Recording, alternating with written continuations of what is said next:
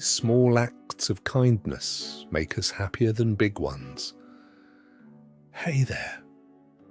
I want you to think about the last time someone made you really happy. Go ahead. Actually picture it. Was it a massive gesture or was it something tiny? Because here's what's wild. Neuroscience is telling us that the small stuff might actually hit harder. So why does buying your friend coffee make you happier than dropping $500 on their birthday gift? Stick around, because the answer might change how you think about kindness forever.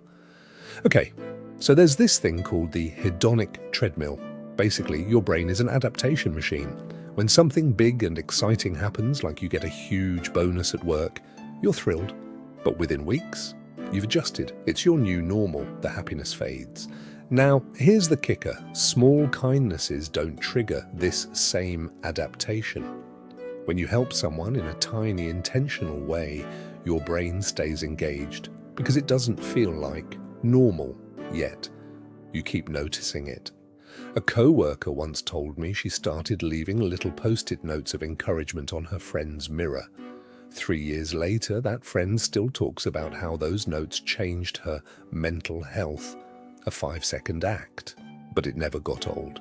Then there's something called the identifiable victim effect. When you help one specific person with something concrete, like you help your neighbor fix their fence, you see the actual impact, you see their relief, you see the fence standing. But when you donate to a charity helping thousands of people, your brain can't really process that scale. The impact feels abstract. So paradoxically, the smaller, more personal act creates a stronger emotional reward. Your brain is wired to care about the tangible. It's drawn to the real face, the real moment, the real person saying thank you. Here's another piece: effort-based happiness.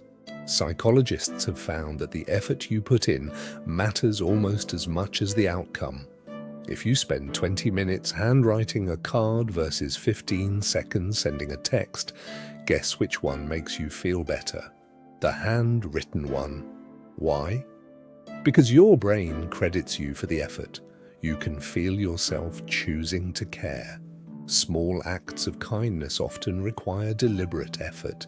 You have to think about what someone needs. You have to remember to follow through. That intentionality is where the happiness lives. And then there's something called the helper's high. When you do something kind, your brain releases endorphins. It's a real neurochemical rush. But here's the thing. That rush is strongest when the act is frequent and consistent. Big, one-off donations don't create the same pattern as daily, habitual kindness. If you smile at the barista every morning and ask how they're doing, that's a small act, but you're doing it repeatedly. Your brain becomes conditioned to expect that reward. It's like a kindness habit loop. There's this teacher I read about who started a jar system where she wrote down one small positive thing about each student every single day, tiny act. But by the end of the year, her students felt genuinely seen, more connected, more worthy. The consistency was everything. Finally, there's the surprise element. Small acts often have this built-in element of unexpectedness. Someone leaves you a coffee. They remember something you mentioned once. They send a random meme that's exactly your sense of humor. These little surprises activate your brain's reward centers in a way that expected big gestures sometimes don't. Your brain loves novelty and specificity, and small kindnesses are usually both. So what do you do with this? Here's your takeaway. Stop waiting for opportunities to do something big and generous. Instead, commit to one tiny, specific act of kindness today. Notice someone, send a message, help with something small, and then, this is important, actually notice how it makes you feel. Pay attention to that happiness. Let yourself feel it. Because the science is clear.